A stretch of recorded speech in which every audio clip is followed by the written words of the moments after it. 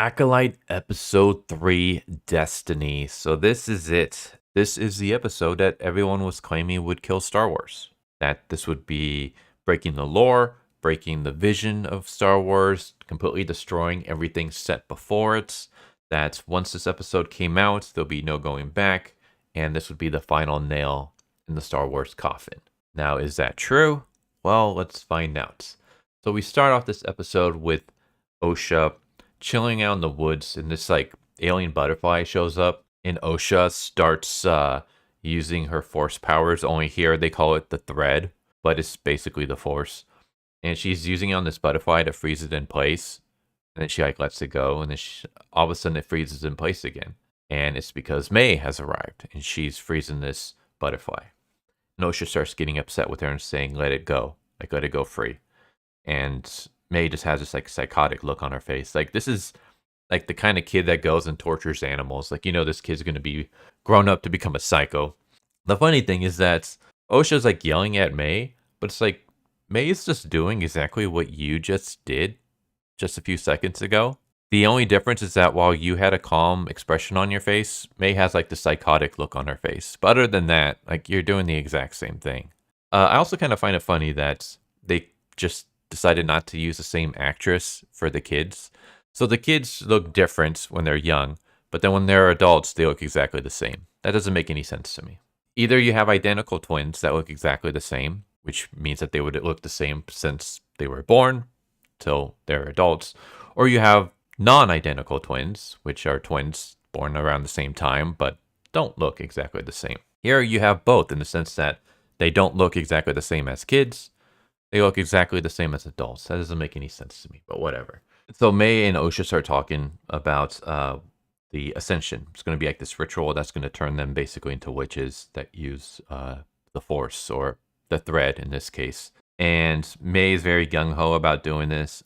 Osha doesn't want to do this. Like, Osha wants to see the galaxy. She wants to explore. But May is like, no, we're going to be together forever. You have to do this. And then that's when Mother shows up. I'm just going to be calling her Mother because trying to remember all these names is just going to be difficult. So this is Mother, and Mother basically yells at them like, "Hey, you're not supposed to be out here in the forest. It's dangerous out here. Quick, let's go back home." And then as she's taking them back, we see Soul is spying on them like a creeper. And Sanctuary is this concrete stone structure built into a mountain. And the reason why I'm bringing that up is because that's going to play a part later on. So keep in mind what this sanctuary is made out of. It's made out of stone, it's made out of concrete, made out of steel, and it's built into a rocky mountain. There is no wood here whatsoever. Keep that in mind. And we kind of like walk through the sanctuary. Everyone here is a woman. Everyone is an adult. There are no men. There are no kids. I mean, they're all witches, so fact that there's no dudes, fine. Though I would have kind of like an explanation for why, but that's like the thing is like, even though this entire episode's dedicated to this flashback and this covenant, we don't really get to learn too much about why they are the way they are. It's just we just get very brief stuff about them. So the kids want spice cookies. Mother says no because you broke the rules, and then that's when Mama shows up. This is Anasia. She's kind of like the leader of these witches. I'm just going to refer to her as Mama. So Mother is the woman with the horns. Mama is the woman with the dreads. Mama's like, yeah, they can have cookies. And so the kids eat cookies and walk away. And Mother is like, you're too lenient on these kids. They're breaking the rules. You shouldn't be rewarding their bad behavior. But Mama just kind of brushes her aside and doesn't really take what she has to say. And this is a pattern that I've noticed throughout the episode, that basically whenever Mother brings something up, Mama kind of just brushes her aside and basically talks about how she's in charge. And the thing is that they're supposed to be together. Spoiler alerts. They're in a relationship, if you couldn't have guessed by this image. But it doesn't feel like a relationship. It basically feels like one person's in charge and the other one is obedient to them in every regard. And I'm like, that's not a healthy relationship. And I'm just kind of wondering if that has anything to do with Leslie Headlam being the showrunner and her past history, and the fact that she's a former assistant to Harvey Weinstein and all that. Because there's a very dominant, submissive attitude when it comes to this relationship. Mama's basically dominant, and Mother is submissive to her in every way. I'm like, I don't know, that doesn't seem very healthy. And that's when Mother says that they were out in the woods. Mom asks, was there anyone there? And Mother says, I don't know. I didn't see anybody. I don't think so. And then that's when we get Mama explaining the thread. And she's like, some people call it the Force. They claim it to be a weapon. And I'm just kind of thinking, you have no idea about Jedi principles, do you? Like, the Jedis don't necessarily say the Force is a weapon. It could be used as a weapon, but that's more of a Sith thing. Like, to be, well, the Sith is more like destructive. Jedis use the Force as weapons in battle, obviously, but they also use it for other things. But she also has this thing where, like, she says, the threads are everywhere and they tie you to your destiny. It ties you to your destiny. Keep that in mind about the fact that she believes that these threads give you a destiny that you're tied to since birth, because that's going to come into play later on. And then we have this like really dumb moment where she's talking about how 2 is stronger than 1 and the many is stronger than 1. And so she does a demonstration where she has this woman show up and trying to use the thread on Mama, and Mama uses the thread back and pushes the woman backwards.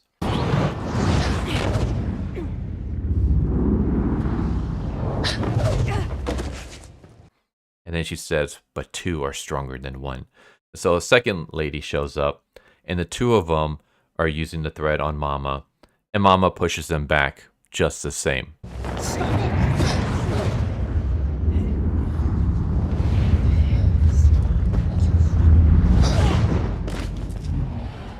So it's like 2 is supposed to be stronger than 1, but the 1, you, are stronger than these 2 together.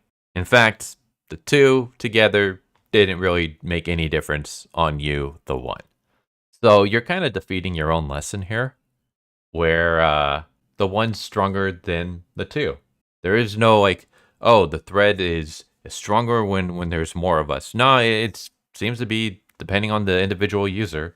Because if you have 2 people using the thread, but 1 person is stronger than the 2, then the 1's going to win. So, yeah, lesson defeated right there. And then she gets the 2 kids to use the thread on her. Basically, she's like, defend yourself. And so Mama starts using the thread on the 2 girls. And Mai basically uses her thread powers to push Mama back, or to push back the thread push that Mama's giving on her. I know that sounds weird, but basically Mama's using the force push, and May is able to deflect it. Meanwhile, Osha just stands behind her doing nothing. So once again, the 2 being stronger than the 1, not really, because the 1 is fighting against the 1. Mai is doing something while Osha's doing nothing. We see Mama talking to the 2 girls and asking what's wrong. And Mai says that Osha is nervous about the Ascension ceremony, and the reason why is because Osha doesn't want to do the ceremony. She doesn't want to become a witch. She wants to basically explore the galaxy. And Mama's like, well, you know, there's this thread, and the thread's binding the 2 of you together. This is your sister.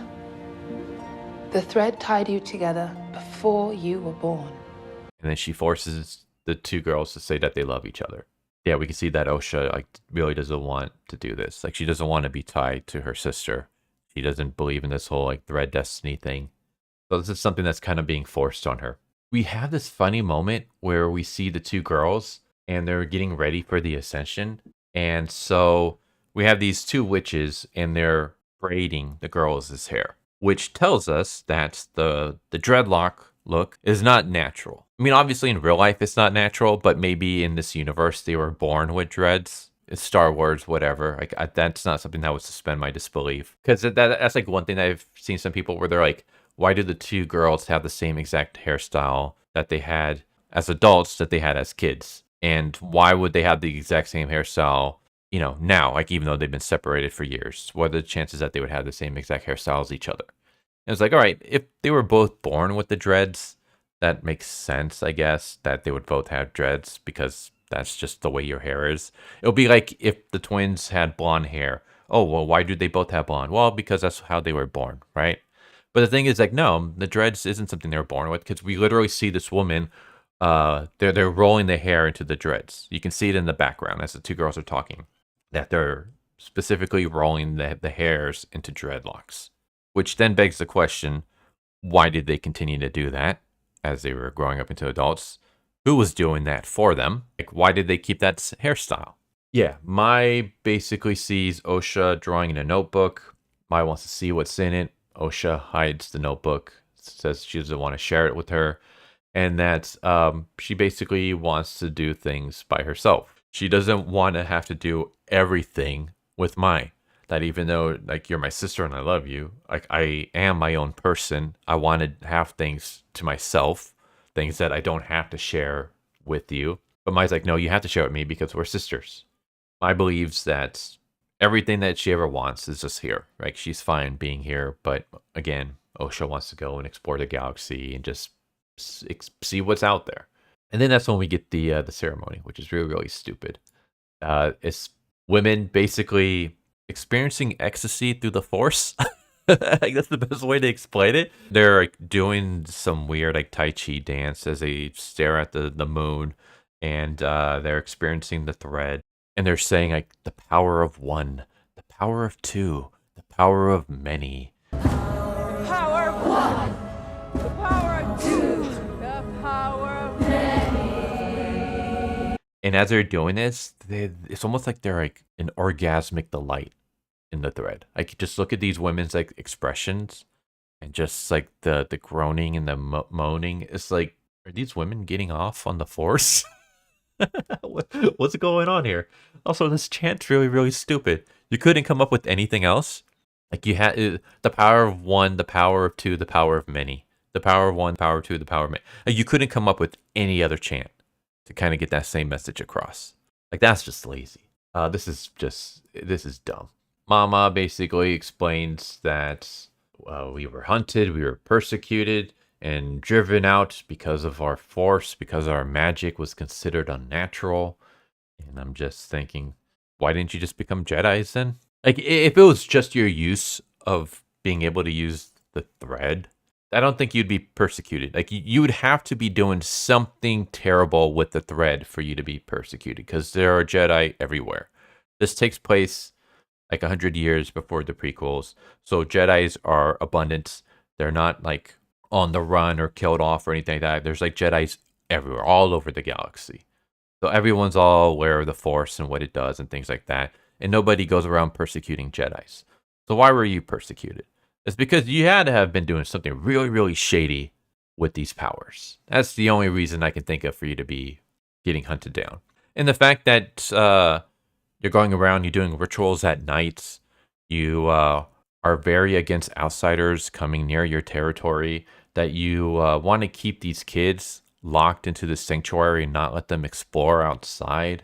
Yeah, it kind of paints that maybe there was something that you were doing to be persecuted. Maybe you weren't really being persecuted. Maybe you were doing something really, really shady, and these people had a right to hunt you down to see what the hell was going on.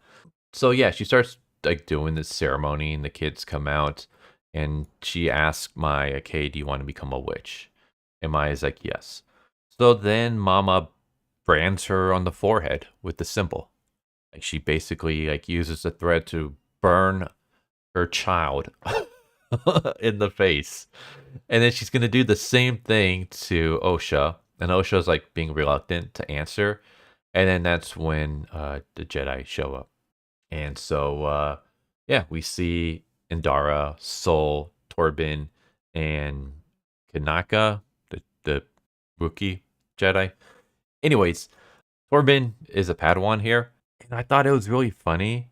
I didn't really make a big deal about it in the first episode, in the last episode, though I did find it weird that like the way he looked, because he's supposed to be like older, and he looks like he looks like a baby trying to pretend to be an old man in the second episode. Like, just the beard and hair looked really weird. And yeah, here he's young, he has a full head of hair. This is only 16 years earlier.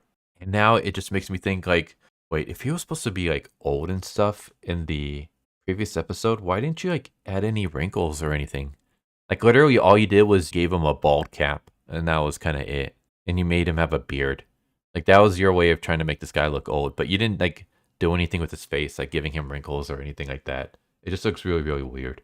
So yeah, the Jedi are showing up and Mama like tells the warriors to back down because as soon as the news of Jedi arriving, like these women start pulling out bows and arrows. And I'm just like, that seems really like off. Like you couldn't like given them like, I don't know, like caster bolts or something.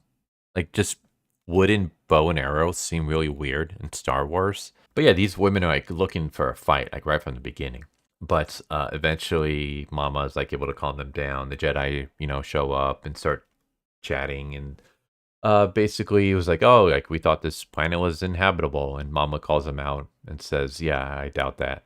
So Indara's like, hey, like we don't mean any harm. We basically heard that there's like children here, that the Covenant's training children, and that's in violation of the Republic law. And Mama's like, we're outside your jurisdiction, so your laws don't mean anything to us. And then Mother's like, there are no children here. But the Jedi are able to sense Osha and May. And so they invite the kids out. And so Osha approaches first. And Sol basically does something really, really stupid. He pulls out his lightsaber and hands it to Osha. And I'm just like, that sounds very, very dangerous to do. To hand over a weapon that can burn through anything, cut through anything, and you're going to hand it to a child. Like, I'm hoping that this lightsaber has, like, a safety feature, and Sol was able to, like, put the safety feature on. So even if Osha's messing around with it, it doesn't, like, go off. Because this would be, like, a cop going up to a kid, and it's like, oh, you want to be a police officer? You want to hold my gun? And then giving the kid a loaded weapon with the safety off. Like, that just seems like a really, really stupid idea to be handing a kid this dangerous weapon. But he does this. And then all of a sudden, as Osha's looking at this lightsaber, Torben starts having his mind, like, just attacked. Like, his eyes go black and he starts convulsing. And basically, the witches are using their powers to, like, kill this dude. And I'm just like, all right, you're just escalating the situation. Like, how are we supposed to be, like, on your side? When the Jedi literally just came to, like, hey, like, we heard that you were breaking the laws. We just came to check it out. And your very first instinct is to attack them. Yeah, the witches are like, you just came here to take our children away. And the Jedi are like, no, we came here because, if they have forces, the force power, we want to test them to see if they want to become a Jedi. None of this makes any sense, really, because, one, the Jedi don't take kids away from family members. They have to get permission to test the kids. And if the kids pass, they have to get permission from the parents to take the kids. Everyone has to consent to this. They don't just swoop in like CPS and just grab your kids and run off with them. That's not how any of this works. So if Mama says, no, I don't want you testing my kids, that's the end of it. The Jedi are done. They leave. That's the end of the confrontation. Like, that's how it's supposed to work. But no, like, that's not how it's working here. And again, just them attacking Torben just leads me to believe that, yeah, you guys are using the thread for really shitty powers because you're using the thread to attack this Jedi who didn't do anything to you. You're lying about having kids because you know it's against the law. You're hiding here, trying to hide away from everybody because you think you're going to be persecuted. It's like, yeah, it's because you're doing a bunch of shady shit with your powers. Like, you're breaking the laws here. They agreed that the kids can be tested. And so Mama's like, all right, we'll bring the kids to your ship tomorrow morning or whatever. And then later on, Mama, Mother, and a bunch of other witches are talking about what to do. And Mother is obviously upset. She doesn't want the kids taken. She explains that she carried the children. And then Mama says, but I created them. I carried them. I created them. And this, like, really just confused me. Because I'm like, okay, why do the girls consider Mama to be Mama when she's not the one that carried them? She's not the one that birthed them. The Horned Lady is the one that did that. Which brings up number 2. Why do the kids look nothing like the woman that gave birth to them? They don't have horns. They don't have the weird markings. They don't have the pointed ears. They don't have lighter skin. They look nothing like the woman who actually carried them in her womb. Mama didn't do that. It was Mother, the Horned Lady, that did that. So why do these girls look nothing like their actual mother? It's just weird. But yeah, this is also the lore breaking moment. I kind of glossed over it earlier, but it's the fact that the kids were created through the Force. That 2 women doing Force scissoring gave birth to these twins without a guy involved. That's what the lore breaking thing is. And it's because even though it's been done before, or I should say it gets done later on, Darth Plagueis, the fact that Darth Plagueis did it is like an anomaly. He is the only one that's ever done this in the history of Star Wars. But because these 2 witches can just do it whenever they want, that's what the lore breaking is. I felt like that was kind of overblown. Like, don't get me wrong. I think it's stupid. I think it's absolutely retarded that 2 women doing the Force scissoring gives birth to these twins. Like, I think it's dumb and just another like identity politics thing. And I think it's stupid that while Star Wars did do something like this before, an Immaculate Conception, it was made a big deal. Like, it's not just something that you can just randomly do.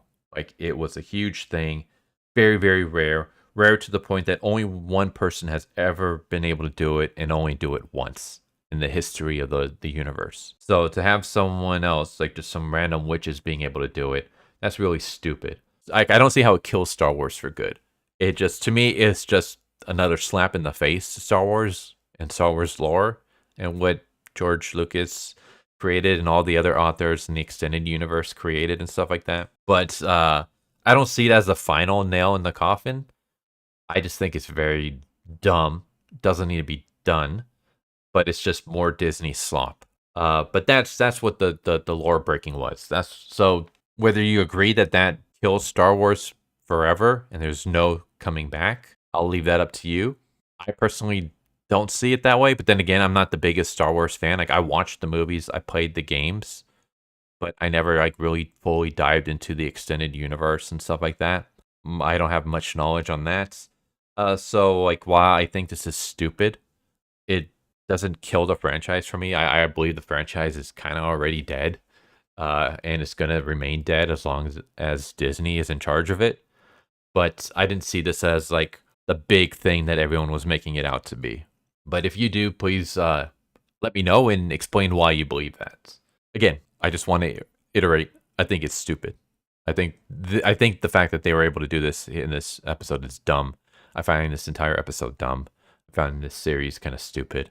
But it's not the big hyperbolic event that everyone was making it out to be.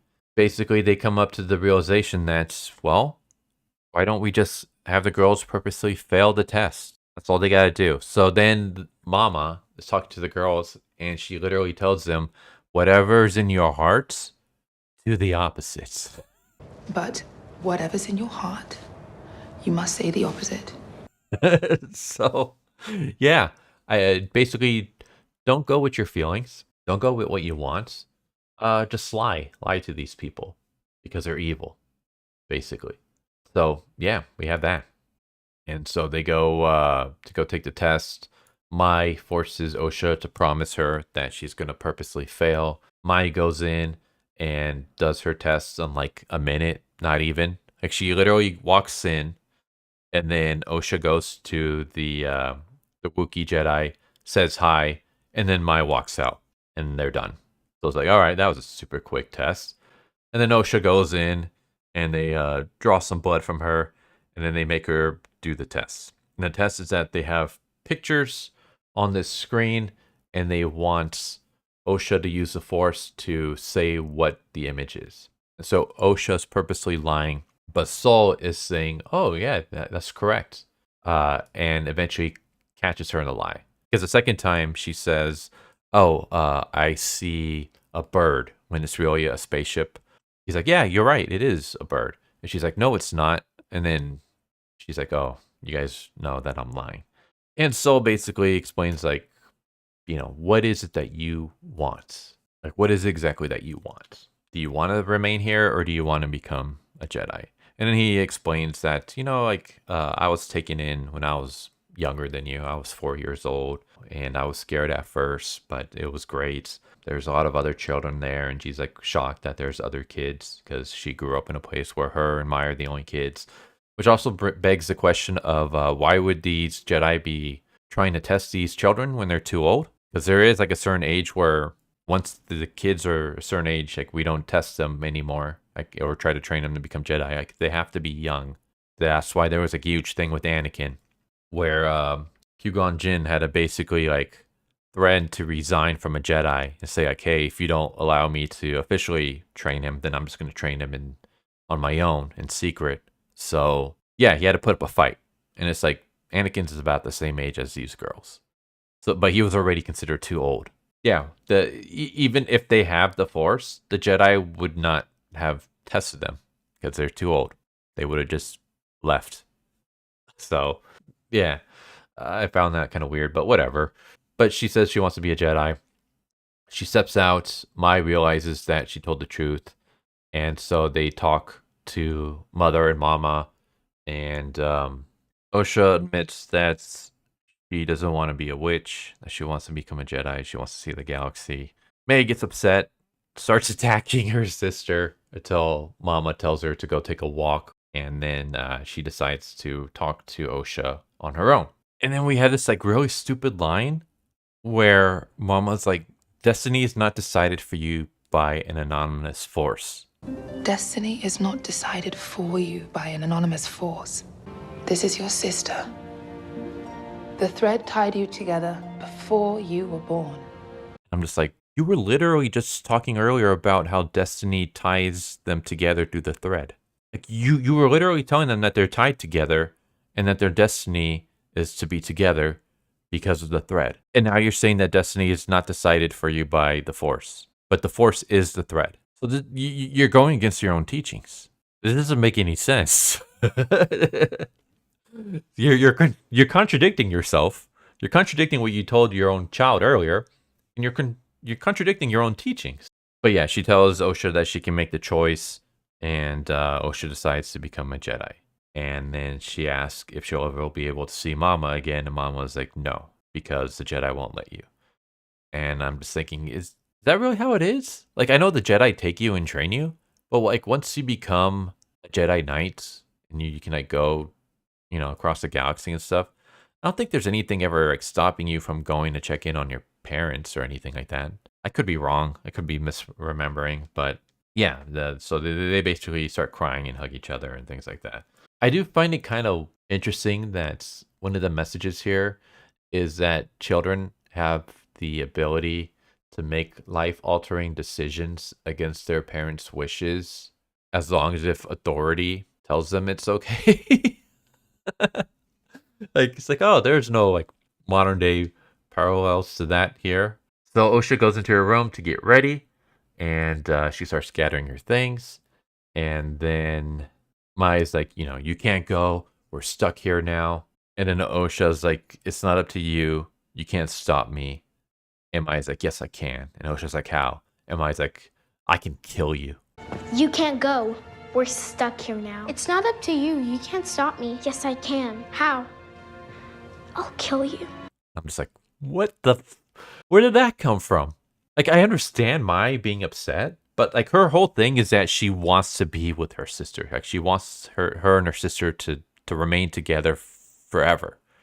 So as soon as your sister decides, I want to go do something else, your first thought is, I'm gonna kill you. Like, what? Where did that come from? Did the branding on her head do some kind of brain damage to her or something?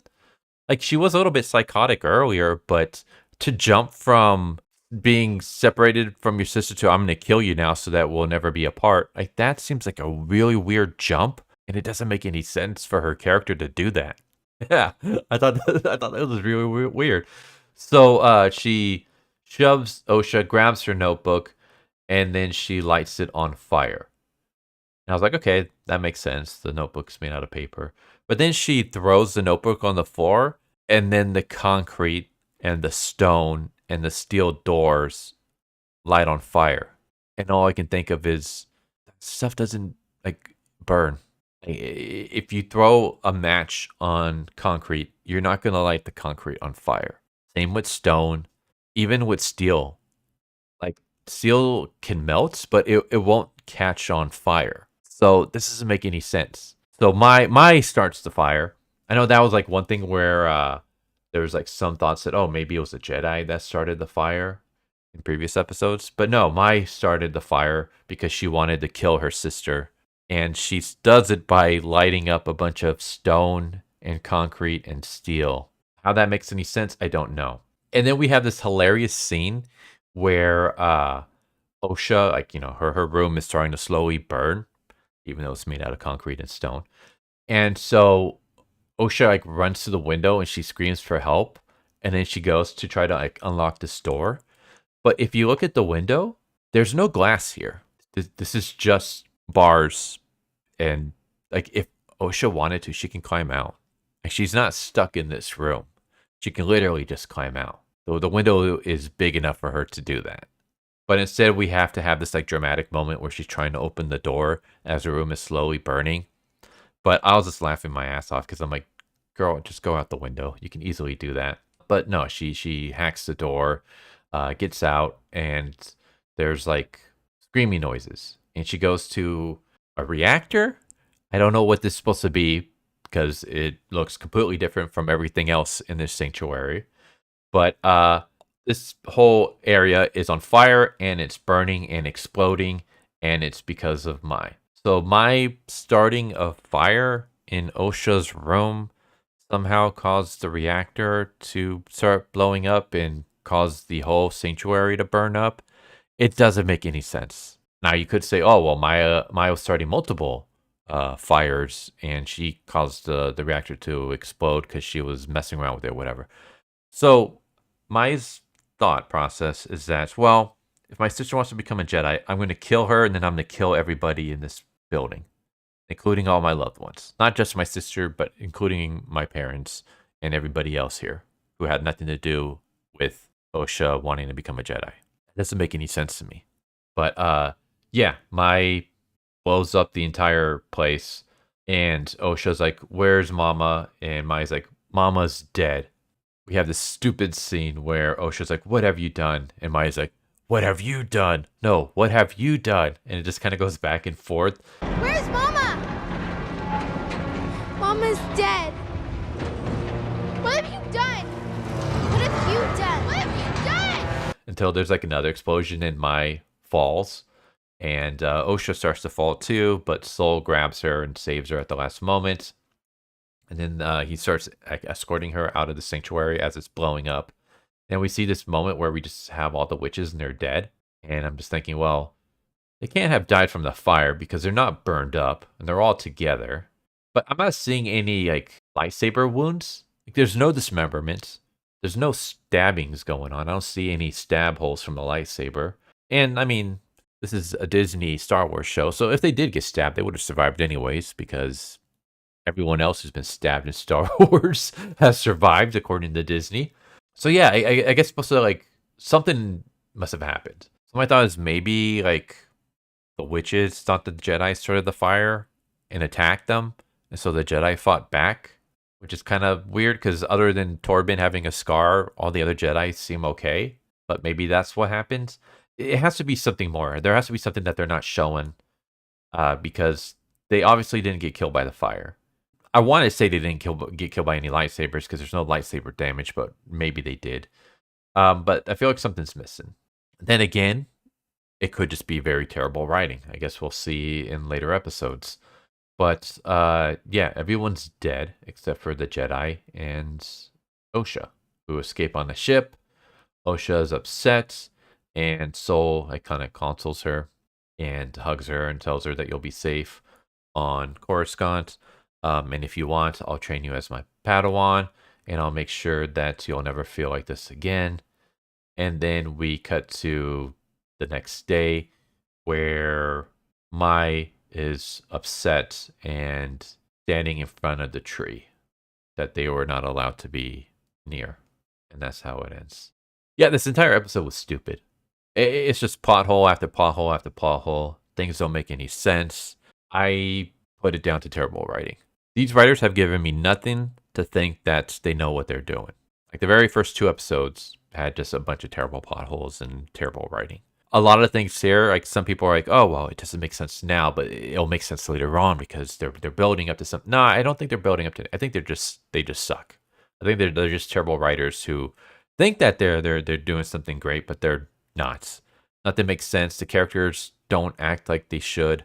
There's a lot of lore breaking. There's just a lot of suspensions of disbelief. My going from, I want to be with my sister forever to I'm going to kill you and then I'm going to kill everybody. I'm going to blow up this reactor. I'm going to light concrete and stone in a mountain on fire with a candle.